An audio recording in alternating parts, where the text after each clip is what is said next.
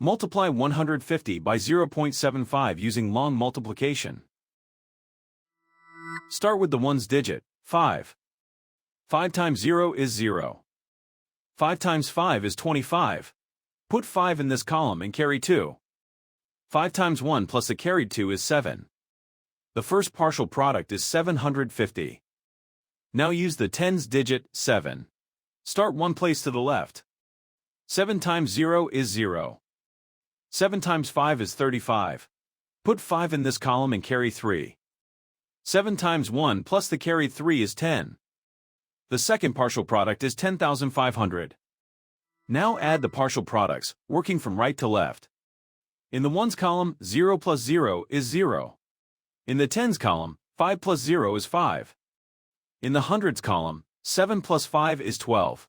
Put 2 in this column and carry 1. In the thousands column, 0 plus the carried 1 is 1.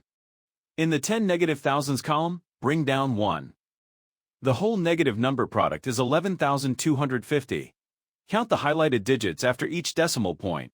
The factors have 2 decimal places altogether, so the product needs 2 decimal places. Place the decimal point 2 places from the right. 11,250 becomes 112.50. That is simply 112.5. So 150 times 0.75 is 112.5.